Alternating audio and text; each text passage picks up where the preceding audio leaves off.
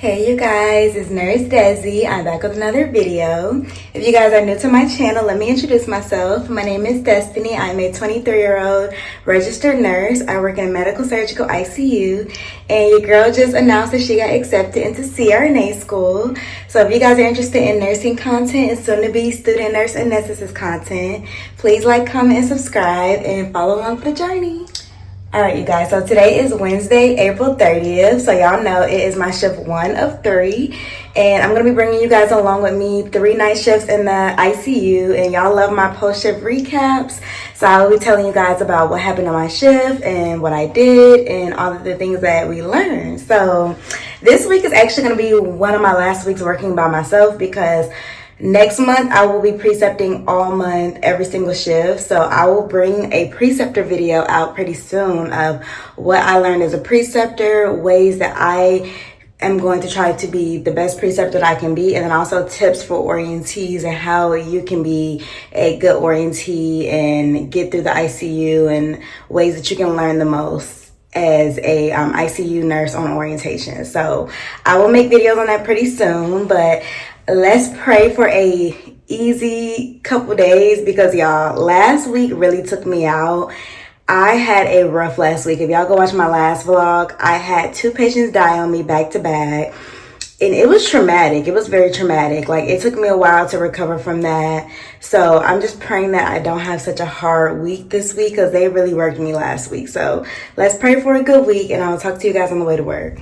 Okay, you guys, so I'm on the way to work, but I want to chat about some of the things that I have been noticing in the ICU, because it has been a lot going on. So a lot of people have been transferring to the ICU. I've been noticing as far as new grads, horizon nurses, some nurses that have been coming from med surg to ICU, and I support anybody that is trying to change units, switch specialties for whatever reason, honestly. Like, even if your reason is strictly to go back to CRNA school, if your reason is because you're just tired of med surg and all the 6 patients, and you're tired of doing all the tasks, and you just want to really focus and learn something, whatever your reasoning is for wanting to come to the ICU, I hands down support. But one thing that I've been noticing is that a lot of nurses that switch specialties, they'll try to come into the ICU and bring that same mindset of just like, I gotta hurry up and pass meds and just sit down and chart. And honestly, in the ICU, y'all, that is not the priority. Like, yes, passing meds is very important. Of course, in ICU, patients are on critical drips. So yes, passing your meds in a timely manner is definitely the priority. And charting is also very important as well. But the biggest thing in the ICU is really your assessment skills and your critical thinking. Those are the 2 things that is the most important, because you will miss a lot of information about your patient, or you'll not be able to catch when your patient is declining if all you are concerned about is how fast you can pass your meds and how fast you can sit down and chart. That is really not the priority, and it's patients' lives on the line. Like, patients in ICU are extremely sick, so you can't just be thinking about like, oh, I gotta do all these things, so I need to just hurry up and just do this stuff so I can sit down. Like, that really isn't the priority. And I've been noticing it a lot, and I definitely do think it needs to be talked about a little bit more, because when you come to the ICU, you have to understand that it may not be as much busy work as being in med surg. Like, it may not be as much time management, it may not be as much trying to juggle all these patients and all these tasks. It's honestly, it becomes more of a mental game, because I can have 2 patients that seem honestly pretty chill, and I may not even have no meds the whole shift. Like, sometimes I can come in and I may have 2 meds on my MAR to give. That doesn't mean I'm not in the patient's room and I'm not assessing my patient and I'm not checking things and figuring out what's going on with the patient. It doesn't mean I'm not sending updates to the provider. It doesn't mean that we're not doing things. We're actually, sometimes 2 patients can run you around the whole entire shift where you can't even sit down. And if you are not good at assessing patients, or if you feel like it's just too much of a mental load, you definitely need to reassess if ICU is a unit that you're interested in, because you don't want to come into the ICU with a lazy mindset and just be sitting around just waiting on things to hit the fan. Because if you just sit and wait, your patient's going to be coding on you. And if you're upset about doing small things, you're definitely going to be upset when like you are the one having to do all the compressions and having to explain what happened and how you didn't notice something and how the patient went downhill but you didn't tell the doctor about it. Like, you don't want to be the person at fault for something happening to a patient. So you definitely want to be always aware of what's going on and keeping your assessment skills very, very sharp.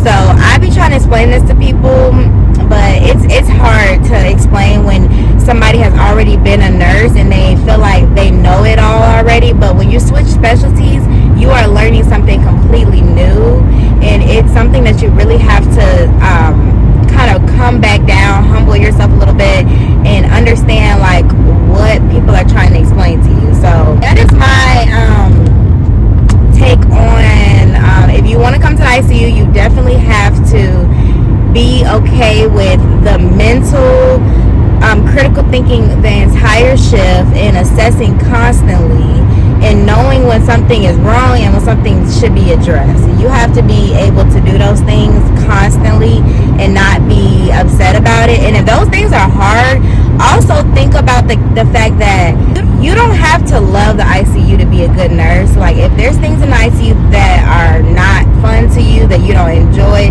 that's fine. But if you know the ICU is going to be a stepping stone for you to improve your career and get into the career that you want to get into, that's something, you know, that you're going to have to do.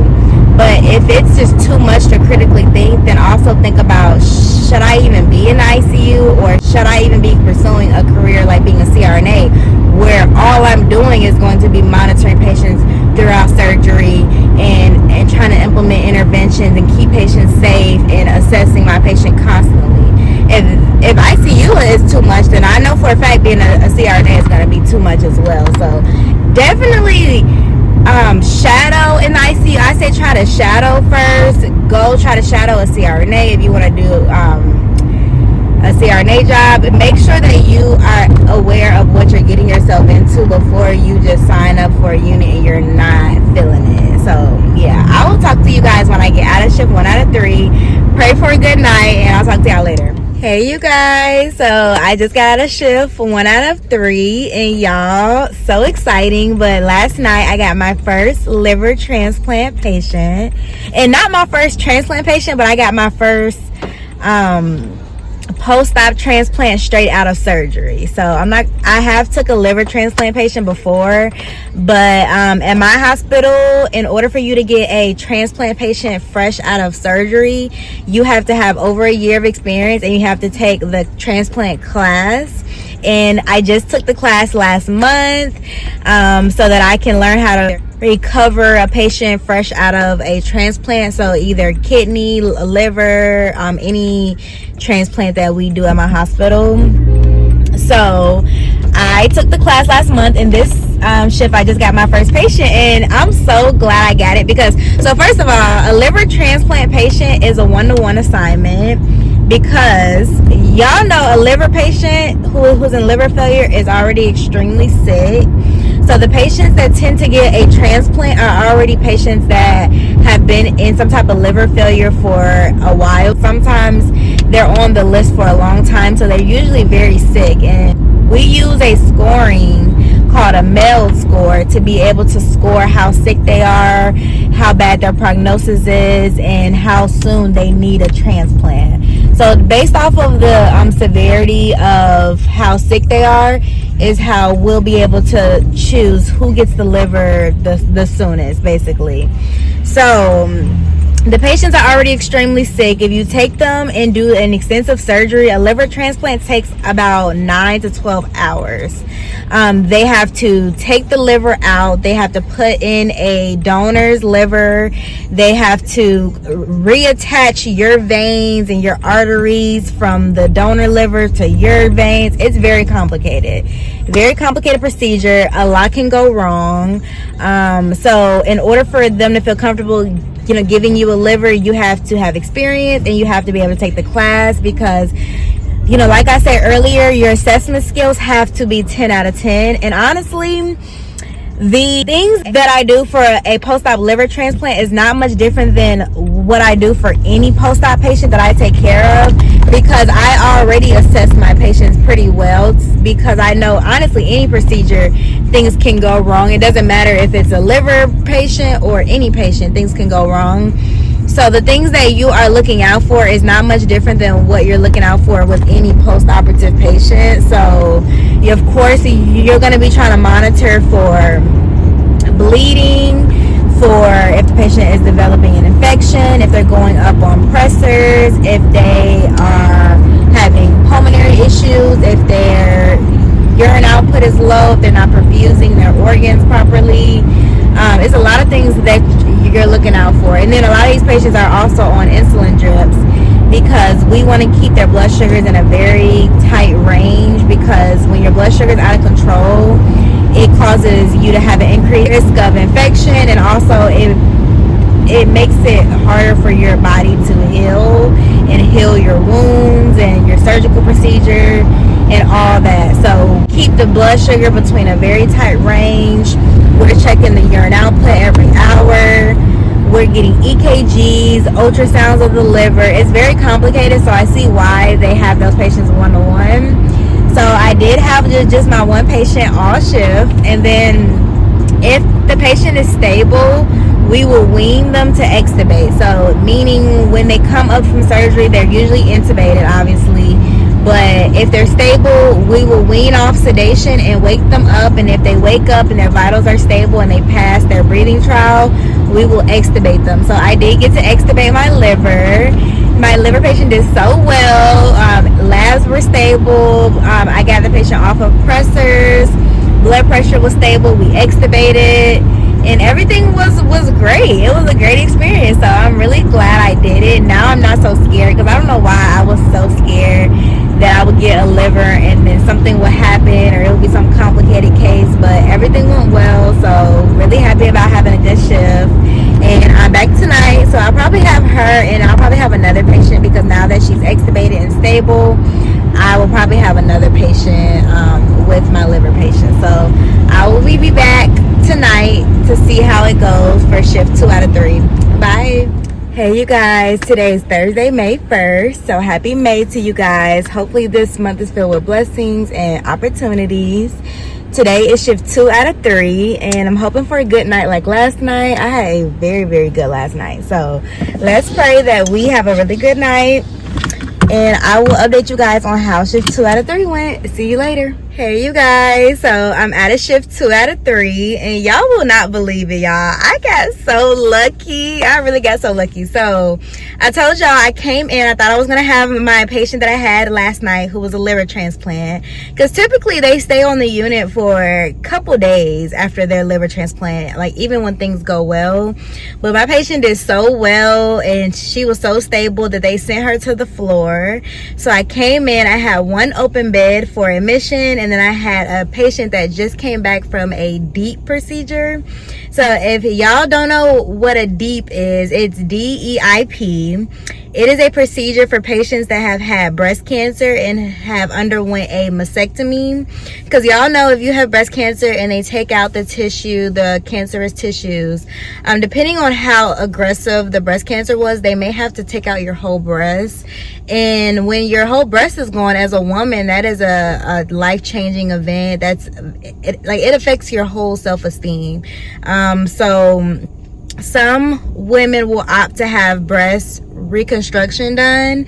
So a DEEP is a procedure where they can take the fat and the tissues out your stomach, put it in the breast, and reconstruct your whole breast without an implant. And they can also kind of give you like a little tummy tuck while they're doing it, because they're taking the tissue out your stomach.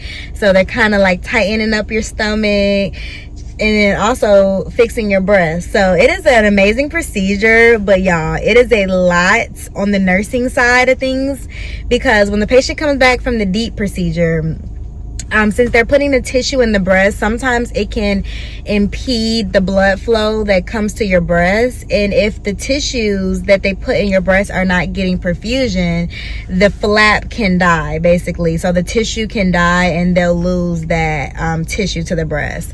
So the way that we make sure that the patient is getting adequate blood flow to their breast is that every 30 minutes we come in and check their breast pulses. So it sounds so freaking awkward, y'all, but yes, you're coming in there every 15 to 30 minutes checking their breasts, making sure that their pulses are there with the Doppler.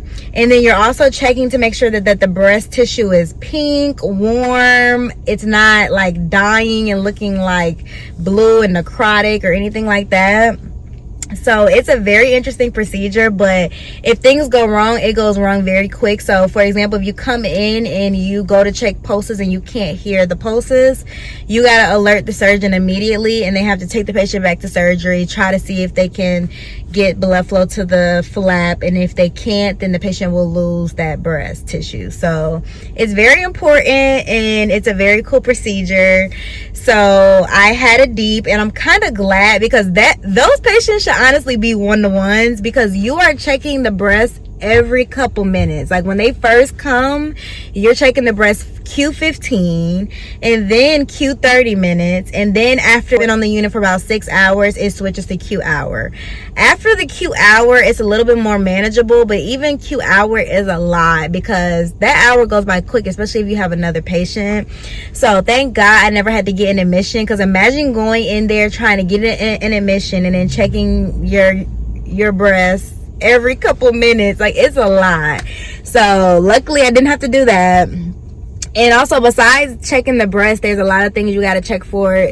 The urine output has to be a certain amount every hour. You're checking for pain. You're checking for just all the issues after surgery, like any issues after surgery. Like the patient could possibly get a DVT, the patient could get pneumonia, so you're trying to do all the things. It's just a lot. It's a lot. But my patient's breasts were looking beautiful all night. Pulses were great, breasts were thriving, so we love it. We love it. So your girl's about to come back for shift 3 out of 3, and I'll talk to y'all later. Hey, bye. You guys, so I'm at work. Today is Friday, May 2nd, and it is shift 3 out of 3. I am so glad that it's my last shift, y'all. I just want to go home and go to sleep. I woke up so tired. I woke up late for work, so I had to rush here, but I'm actually on time now. So your girl's ready, but I don't know how I got this lucky to have one patient for 2 shifts in a row. Thank God, thank God. But I just got a feeling today is gonna run me, because it seems like your last shift is always the worst shift, but at least you're not back. Like, that is the one thing, that even if you have a horrible last shift, you're not back the next day. So you have time to recover and get your stuff together. But I felt really good last shift, because I told you I had one patient, but also I was helping my unit so much, and I really like to do that. Anytime that you are on the unit and your patient is not that sick, and you've already had all your stuff done, your charting's done, your patients are taken care of, especially if you only have one patient and you're not really doing that much, I always like to lend a hand to my other coworkers, because you will want somebody to help you. If you see that somebody is drowning next to you, like they're running around the whole shift, or if a nurse is tripled, or if you see somebody is getting an admission, like, get up and help your coworkers. I be feeling like certain things should be common sense or just nursing etiquette,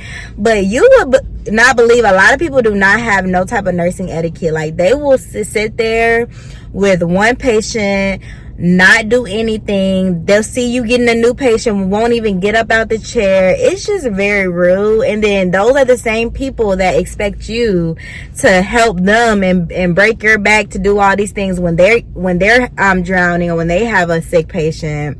But if you don't lend a hand to anybody else, people are going to notice that, and they're going to be like, I'm not going in her room, I'm not helping her, if she don't like ever want to help anybody else out. So yeah, I did so much on the unit. Like, in between checking my lady's boobs, I was doing everything. Like, I helped with 2 admissions. I helped put a rectal tube in. I helped put a Foley in, change the central line dressing. I put in an NG tube. I stuck a patient for labs. I was helping with baths. Like, I was literally doing laps around the unit, helping everybody, and was still making sure my patient was good and taken care of as well. So I felt really good that I was able to lend a hand to everybody else. So hopefully I have a great shift. Y'all pray for me. Pray your girl has a good 3 out of 3, and I will see you guys when I get off of work. Bye, y'all. Okay, your girl is out of shift 3 out of 3, and like I expected, last night was horrible. I can definitely say it was horrible. Not the worst shift ever, but definitely horrible. I don't know what it is about the last night, especially if you've just had 2 good shifts. Just know that your last night is going to be hell, basically. But to top it off, y'all, I'm on the way home and I'm so irritated about my shift. And I just got pulled over by the freaking police. I was like, oh my gosh. Oh my God. Thank God that when you're a nurse, make sure, y'all, if you ever get pulled over as a nurse, just show them your badge. Show them your badge. You're never going to get a ticket. That's all I can say. You're never going to get a ticket. But I got let go. No ticket for me. But basically, he said I was doing 10 over the speed limit, which I probably was. I'm not even going to lie. I probably was.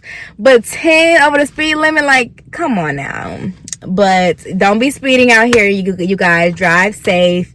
If you're a night shift nurse, don't fall asleep on the road. Drive safe. Be careful, because we already go through a lot. We don't need to be, getting into accidents on the way home, hurting ourselves, anything like that. So just make sure you're being safe, y'all. I let my emotions get to me. I already have had a very overstimulating shift, and I did a lot last night, so I was just trying to book it home, and of course I would get pulled over. But I digress. Let's get into the shift recap of what happened last night. So I came in, I told you my shift previously, I had a deep patient, and I expected the patient to be gone, but she was still there, so I had her back, and then I got 1 new patient.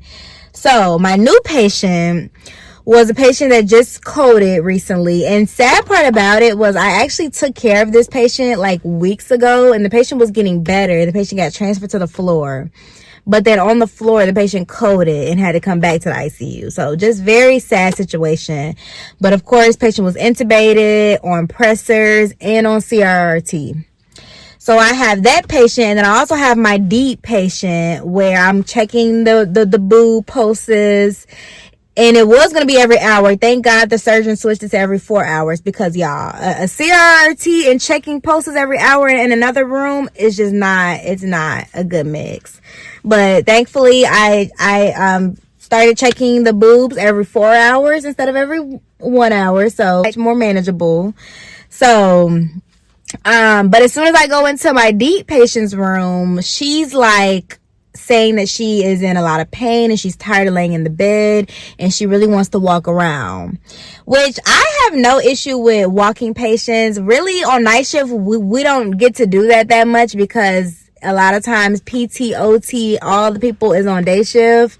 So it's difficult for us to get patients up because we don't have the staffing. But y'all know I'm a good nurse. If my patient wants to walk, we're going to go walk. So I was like, okay, girl, I'm going to get you up. I'm going to get you walking. But let me first get my other patient settled in real quick, and then I'll come back. So I went in, got handoff on my sickest patient, the one that's really, really sick, the post-code. So I go in there, assess my patient, do all the things.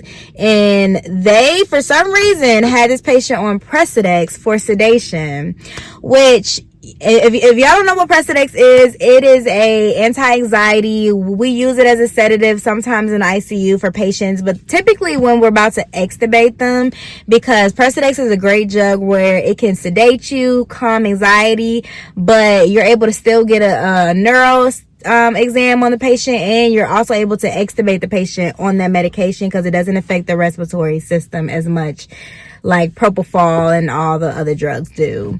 So they wanted a neuro assessment on the patient. They had the patient on Precedex. Patient was extremely agitated, y'all. When I say agitated, I mean kicking, thrashing around in the bed, trying to pull the tube out, trying to kick me. The patient had an A-line in her arm. She's like banging her arm. I'm trying to grab the arm to save the A-line. I'm like, y'all, this happened like 30 minutes after the nurse on day shift left. So I'm in the room. The patient is wigging out. I'm trying to bolus her with everything that I can do. I'm giving her fentanyl boluses. I'm trying to sedate her. I'm going up on my Precedex. I was like, I need some help in here, but my phone was sitting on the desk. I didn't have room to grab the staff assist button because I was holding her arm down.